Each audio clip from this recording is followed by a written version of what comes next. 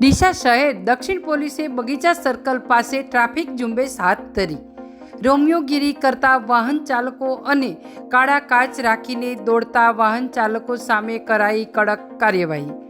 દક્ષિણ પોલીસ સ્ટેશનના પીઆઈ કેબી દેસાઈ સહિત પોલીસ સ્ટાફ ખડે પગે રહીને ટ્રાફિક નિયમોનું ઉલ્લંઘન કરતા વાહન ચાલકો સામે દંડાત્મક કાર્યવાહી કરી નિયમોનું પાલન કરાવવા માટે કડક સૂચનાઓ આપવામાં આવી।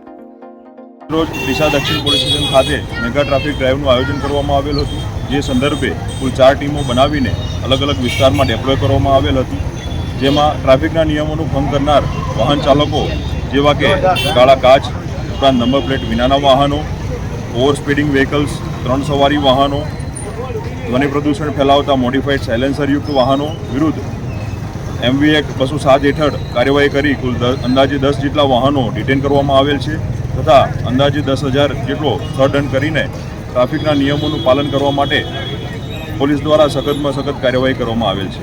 આપના માધ્યમથી જાહેર જનતાને અપીલ કરવામાં આવે છે કે ટ્રાફિકના નિયમોનું ચુસ્તપણે પાલન કરવામાં આવે। જેમના પણ નંબર પ્લેટ વાહનો નંબર પ્લેટ વિનાના છે તે વાહનોમાં વહેલામાં વહેલી તકે જે સરકાર માન્ય નંબર પ્લેટ છે એ નંબર પ્લેટ લગાવવામાં આવે। ઉપરાંત જે પણ કાળા કાચવાળી ગાડીઓ છે તેમના કાળા કાચ વાહન માલિકો